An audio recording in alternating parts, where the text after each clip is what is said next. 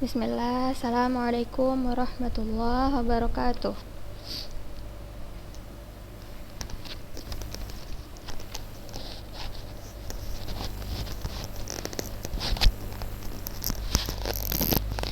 Innal hamdalillah nahmaduhu wa nasta'inuhu wa nastaghfiruh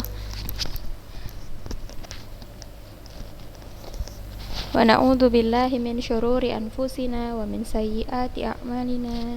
Man yahdihillahu fala mudhillalah wa may yudlil fala hadiyalah. Asyhadu an la ilaha illallah wa asyhadu anna Muhammadan abduhu wa rasuluh alladzi la nabiyya wa la rasula ba'dah. Amma ba'du. Kaifa halukum ya talibat? Bi khair. Insyaallah bi khair. Alhamdulillah, pada pagi hari ini kita semua masih diberikan nikmat oleh Allah, nikmat sehat, nikmat waktu, sehingga kita semua dapat mengikuti pelajaran akhlak pada pagi hari ini. Baik anak-anak ustazah, sebelumnya kita sudah membahas hasil atau namanya pengayaan terhadap hasil ujian antunna. Nah, hari ini insyaallah ta'ala kita akan masuk ke bab baru, yaitu adab kepada Allah tabaraka wa ta'ala, sebagaimana yang antuna lihat di layar antuna masing-masing. Baik anak-anak ustazah, sebelum kita mulai pelajaran hari ini, saya berharap antuna menyediakan pena serta buku catatan akhlak agar poin-poin penting ketika pelajaran berlangsung yang antuna dapatkan ketika pelajaran berlangsung itu bisa langsung antuna catat di buku catatan antuna. Nah, ingat juga seperti yang sudah kita pelajari di pelajaran sebelumnya, yaitu salah satu cara untuk mengikat ilmu itu dengan tulisan. Maksudnya, saya ingatkan kalau antuna lupa, maksudnya ialah ketika antuna lupa atau ketika antuna ingin mencari pelajaran yang sudah kita pelajari sebelum-sebelumnya, nah antuna bisa lihat buku catatan. Itulah kenapa disarankan untuk mengikat ilmu itu dengan tulisan. Nah, baik anak-anak ustazah, kita akan masuk ke bab 3, bab selanjutnya, yaitu adab kepada Allah tabaraka wa ta'ala. Nah, anak-anak ustazah, kita baca di sini ya. Secara umum, adab terbagi menjadi 3 macam.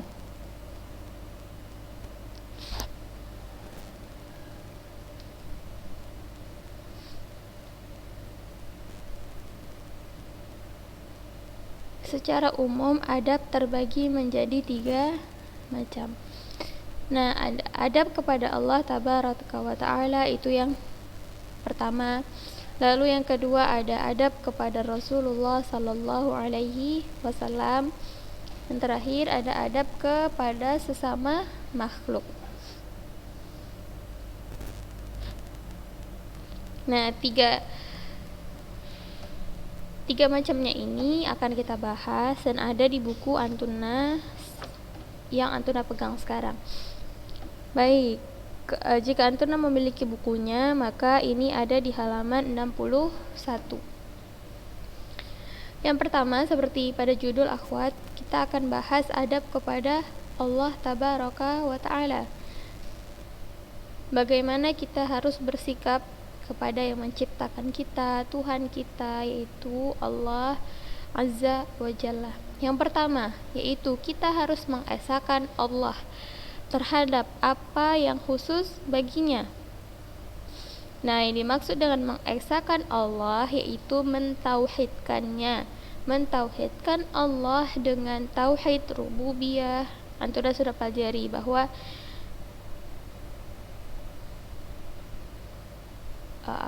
jika antuna belum tahu, maka tauhid itu terbagi menjadi 3. Ada tauhid rububiyah, tauhid uluhiyah, dan tauhid asma wa sifat.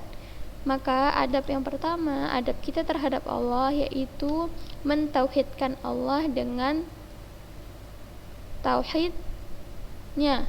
Tauhid Allah itu ada 3, yaitu yang sudah sebutkan, ada rububiyah, uluhiyah, dan asma wa sifat.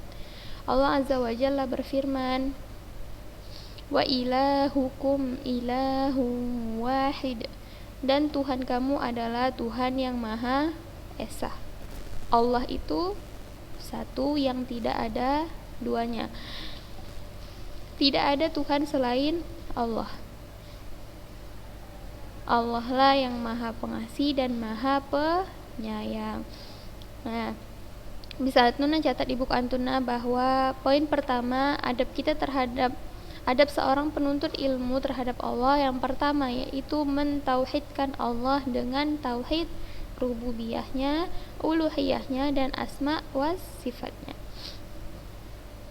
Selanjutnya, yang kedua, seorang hamba wajib beradab kepada Allah dengan mentauhidkannya, seperti yang sudah disebutkan. Wajib beradab kepada Allah dengan mengesakan Allah, lalu mengikhlaskan ibadah hanya kepada Allah. Nah, seorang penuntut ilmu, seperti yang sudah kita bahas, bagaimana seorang penuntut ilmu itu bisa ikhlas dalam menuntut ilmu? Ayo, yang tahu jawabannya ada di soal kemarin.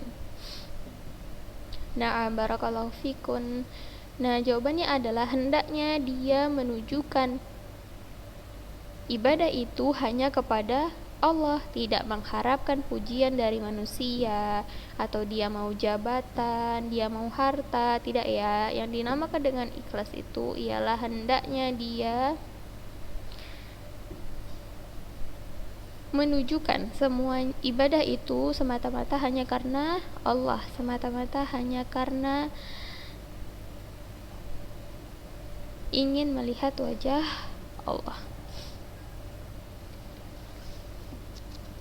bukan seperti yang saya bilang ingin mengharapkan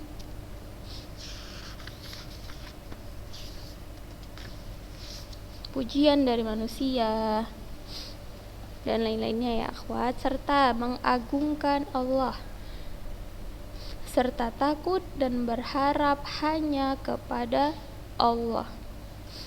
Tidak boleh dia berbuat syirik. Nah, anak sudah tahu syirik itu apa? Nah, jika yang belum tahu, syirik itu ialah menduakan Allah.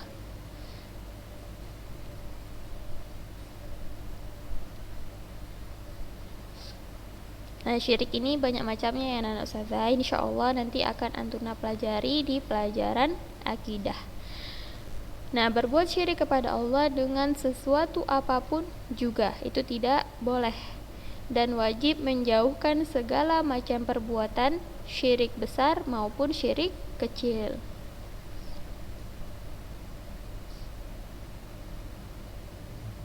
Nah, sampai di sini anak-anak ustazah paham. Nah, di antara ada penuntut ilmu, saya ulang, yang pertama tadi adalah kita harus mengesakan Allah, mentauhidkan Allah dengan tauhid rububiyahnya, uluhiyahnya, serta asma wa sifatnya. Selanjutnya yang kedua, seorang hamba, terutama seorang penuntut ilmu itu dia wajib beradab kepada Allah dengan mentauhidkannya, seperti yang saya bilang.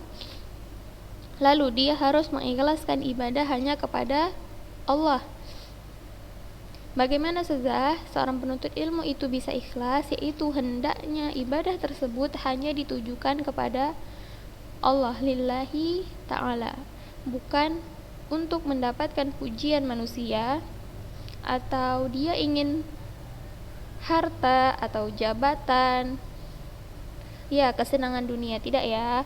Yang dinamakan dengan ikhlas itu ialah ketika dia menunjukkan ibadahnya hanya untuk mengharapkan wajah Allah, hanya karena Allah Ta'ala, hanya karena ingin mendapatkan ridhonya Allah. Nah, selanjutnya itu harus mensucikan Allah, mengagungkannya, serta takut dan berharap hanya kepada Allah.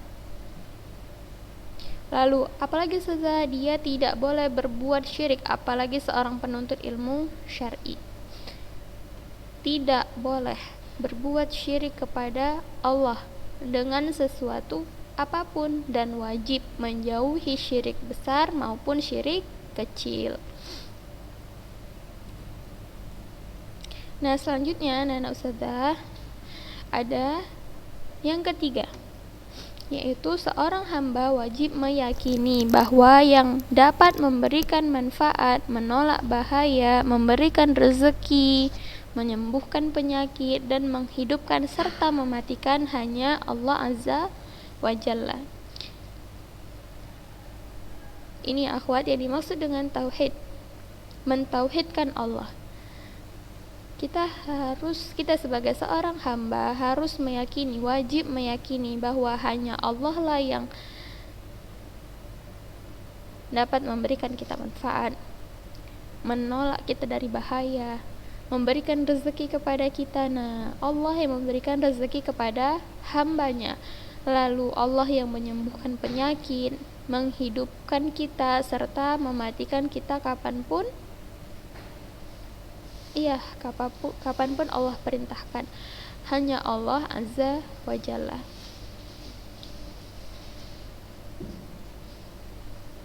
Nah, di sini Allah Azza wa Jalla berfirman, wa iyyamsaskallahu bidurrin fala kashifa lahu illahu.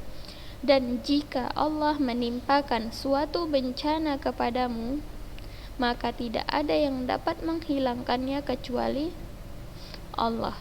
Dan jika Allah menghendaki kebaikan bagimu, maka tidak ada yang dapat menolak karunia-Nya. Nih ya, lanjutan ayatnya. Yusibu bihi may yasha'u min ibadih. Dia memberikan kebaikan kepada siapa saja yang Dia kehendaki di antara hamba-hambanya. Wa huwal ghafurur rahim. Dia Maha Pengampun, Maha Penyayang. Nah, di sini sudah jelas ya akhwat, ketika antuna mengalami suatu bencana, musibah, itu datangnya dari Allah. Bukan karena Allah tidak ingin kebaikan untuk antuna sehingga antuna ditimpakan musibah, bukan. Bisa jadi salah satu nikmat musibah itu ialah menghapuskan dosa. Bisa jadi Allah menimpakan suatu bencana kepada antuna, kepada kita semua. Bisa jadi Allah ingin menghapuskan dosa kita, menaikkan derajat kita. Dan Allah ingin kita menjadi hamba yang kembali kepada Allah. Nah, kalau kita ikhlas menerima suatu bencana yang Allah berikan kepada kita, kita sabar, nah bisa jadi dosa-dosa kita itu akan dihapuskan sama Allah, lalu derajat kita akan diangkat oleh Allah. Nah, begitu ya akhwat. Maka sudah jelas ayatnya bahwa jika Allah menimpakan suatu bencana kepada kita semua, maka tidak ada yang dapat menghilangkannya kecuali Allah.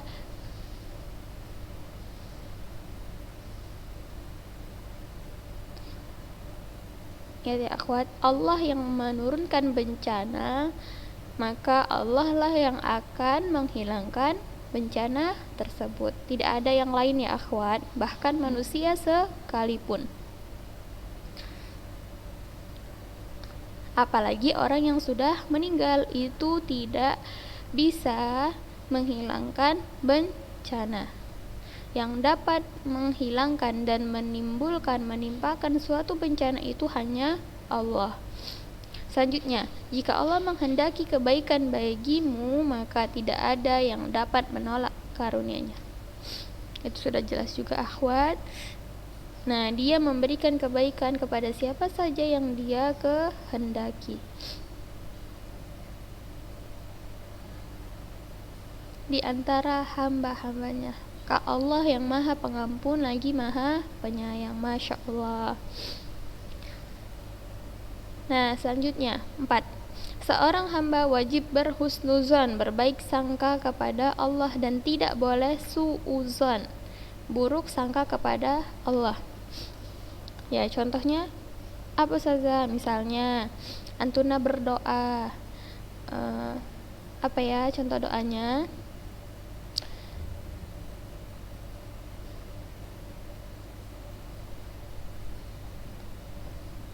Contohnya antuna ingin beli pulpen, tapi pulpennya itu mahal, jadi antuna berdoa gitu, ya Allah mau pulpen itu gitu, tapi doanya tidak dikabulkan, belum dikabulkan, maksudnya belum dikabulkan. Lalu antuna suuzon, buruk sangka kepada Allah. Kenapa sih antuna marah-marah? Kenapa doa antuna nggak dijabah sama Allah? Kenapa doa antuna nggak dijawab sama Allah gitu kan? Lalu antuna buruk sangka Allah itu nggak sayang sama antuna gitu kan? Nah, itu tidak boleh ya akhwat. Kita harus selalu senantiasa berbaik sangka. Contohnya, mungkin ketika aku nanti beli pulpen itu akan menimbulkan banyak mudorot. Ketika aku nanti punya pulpen itu bakal banyak kejahatan-kejahatan yang muncul gitu ya. Nah, jika antuna baca di Quran surah Al-Baqarah, maka Allah di situ mengatakan bisa jadi sesuatu yang kamu benci itu baik bagi kamu, dan bisa jadi apa yang kamu benci itu baik bagi kamu. Maka seorang hamba, kita semua itu wajib berhusnuzon kepada Allah, karena hanya Allah yang tahu apa yang terbaik bagi hambanya. Faham ya akhwat? Nah, selanjutnya di sini ada seorang hamba wajib menetapkan nama-nama dan sifat Allah, tidak boleh mentakwil, tidak boleh mengingkari, tidak boleh menyamakan dengan makhluknya, dan tidak boleh menanyakan tentang bagaimana sifat Allah Azza wa Jalla. Ustazah jelaskan satu-satu. Seorang hamba menetapkan nama-nama dan sifat Allah. Kita tahu bahwa 99 nama Allah di dalam Al-Quran sudah kita tahu. Al-Malik, Al-Quddus, Salam, Al-Mu'min, Muhaimin, dan seterusnya. Nah, kita wajib mengetahui nama-nama dan sifat Allah. Nah, itu kita sudah mengetahuinya. Lalu selanjutnya, setelah kita tahu, maka kita tidak boleh mentakwilkannya. Nah, mentakwil maksudnya ini adalah menafsirkan seenaknya kita aja. Faham ya? Tidak boleh kita menafsirkan sesuatu secara sembarangan, apalagi mengenai dengan sifat-sifatnya Allah dan nama-namanya yang suci. Selanjutnya, akhwat, tidak boleh mengingkari. Nah, misalnya Allahu Ar-Razzaq, Allah itu pemberi rezeki, maka kita ingkari, enggak, bukan Allah yang memberikan rezeki. Nah, itu salah ya akhwat, enggak boleh, tidak boleh bagi kita semua mengingkari. Walaupun hanya satu yang kita ingkari, itu tidak boleh kita mengingkari nama-nama dan sifat-sifat Allah. Lalu, tidak boleh menyamakan dengan makhluknya, maksudnya manusia. Sifat Allah dan nama-namanya tidak boleh kita samakan dengan manusia, karena Allah ialah Rabbul Alamin, Tuhan semesta alam, Rabb kita semua. Maka kita tidak boleh menyamakan sifatnya dengan sifat makhluk, tidak boleh ya akhwan. Lalu tidak boleh menanyakan tentang bagaimana sifat Allah Azza wa Jalla.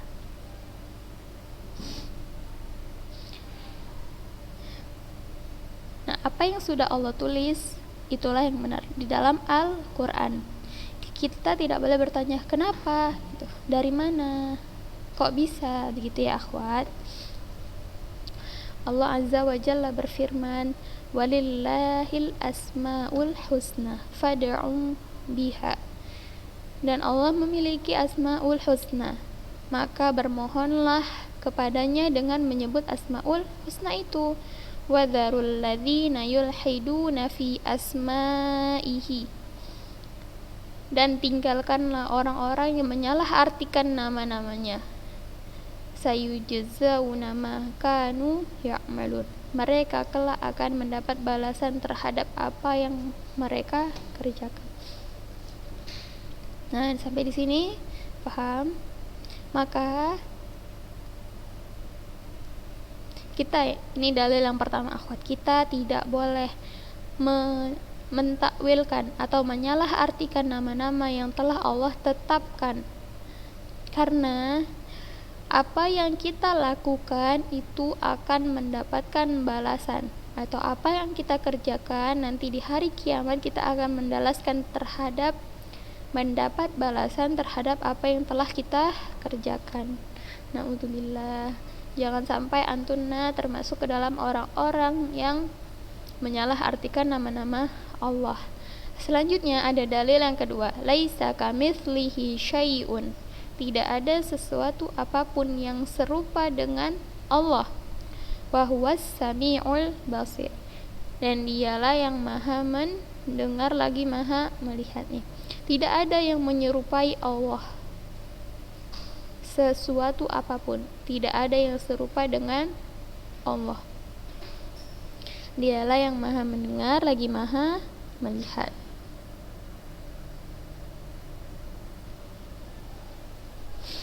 Nah, selanjutnya yang keenam, wajib mensucikan Allah dari semua sifat yang kurang.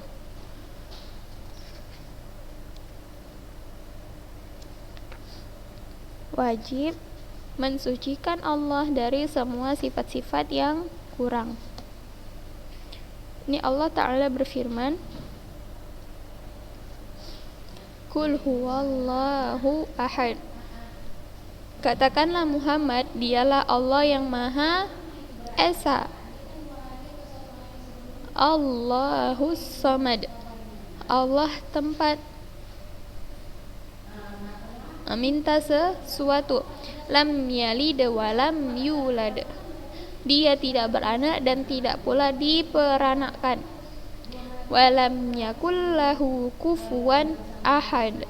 Dan tidak ada sesuatu yang setara dengan Allah.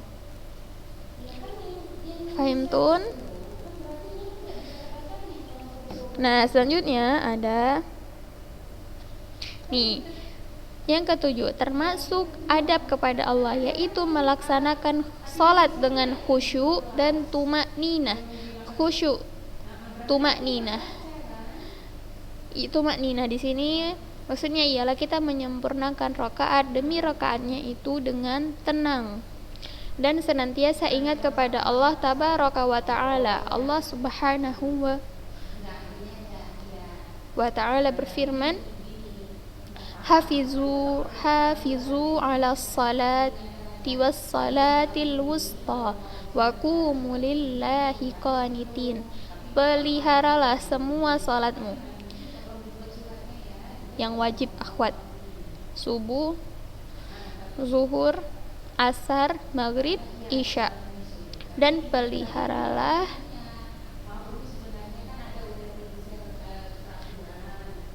dan berdirilah kalian karena Allah dengan khusyuk. Maksudnya kita sholat itu harus dengan khusyuk.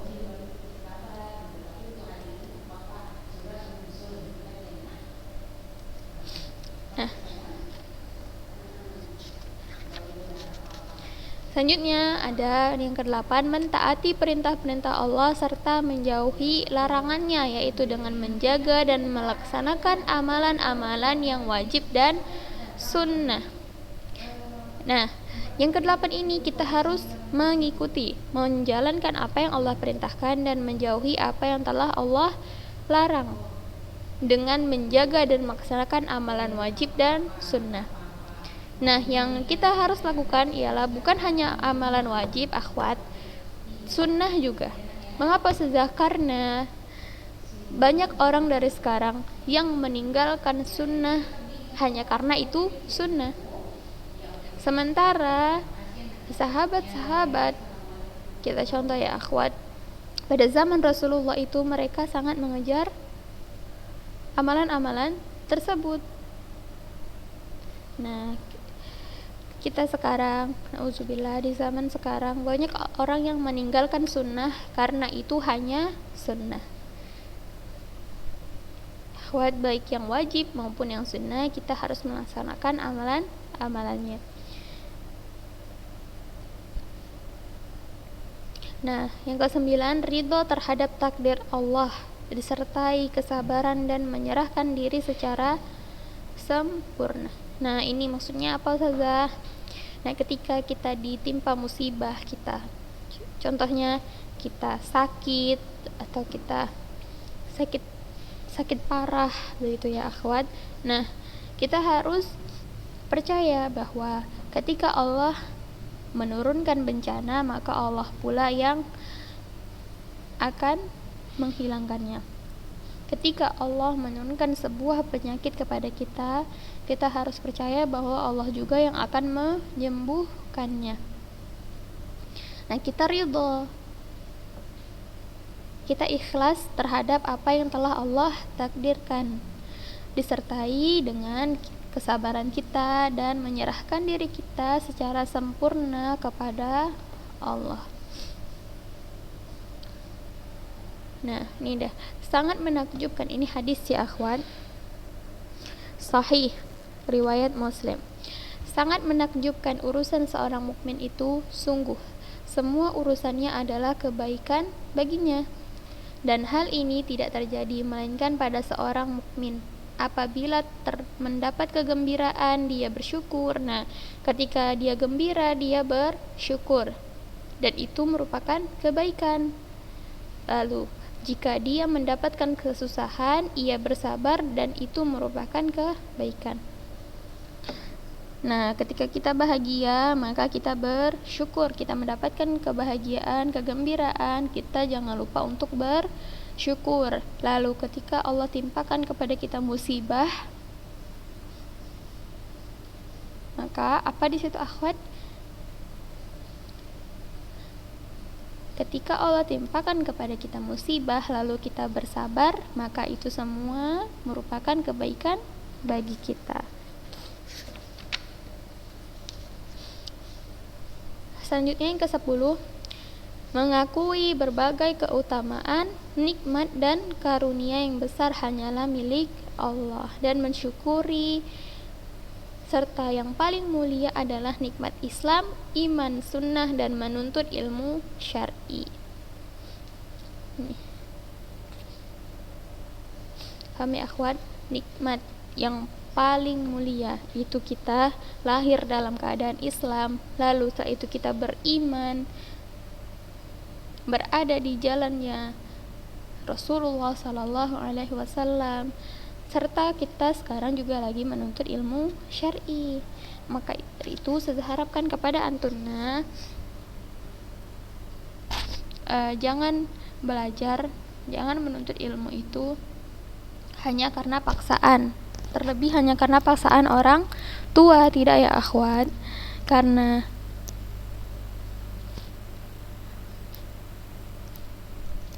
apa? Seorang penuntut ilmu yang menuntut ilmu syar'i itu adalah nikmat dari Allah yang paling mulia. Selanjutnya yang terakhir akhwat, di sini ada bertakwa kepada Allah dalam keadaan tersembunyi maupun terang-terangan, serta mencintai Allah melebihi kecintaannya kepada dirinya sendiri. hartanya, keluarganya, bahkan anaknya. Nah, di sini maksudnya apa saja? Nah, kita harus bertakwa. Kita harus yakin bahwa Allah melihat kita, Allah mengetahui apa yang kita kerjakan, baik dalam keadaan tersembunyi, ya, baik kita di gua yang gelap gulita sekalipun, Allah tetap akan mengawasi kita, maupun terang-terangan ketika banyak manusia, begitu ya. Ittaqillaha haitsuma kunta. Bertakwalah kepada Allah dimanapun kamu berada, baik di gua yang gelap gulita maupun di tempat ramai secara terang-terangan. Lalu wajib mencintai Allah melebihi cintanya terhadap dirinya sendiri, bahkan hartanya, keluarganya maupun anaknya. Allah itu adalah Rabb yang harus kita cintai, melebihi kita sayang kepada diri kita sendiri, kita cinta terhadap harta kita, keluarga kita, dan anak. Nah, maka Allah itu harus yang pertama kali kita cintai dari yang telah disebutkan. Nah, baik anak-anak ustazah. Nah, hari ini saya rasa cukup sekian dulu. Saya harap apa yang sudah kita pelajari hari ini dapat bermanfaat bagi antunna semuanya, bisa antunna amalkan dalam kehidupan sehari-hari, bisa kita amalkan. Karena kita semua talibul ilm, maka kita harus memperhatikan adab-adab baik kepada Allah dan kepada semuanya. Nah, baik akhwat, jika ada salah saya mohon maaf.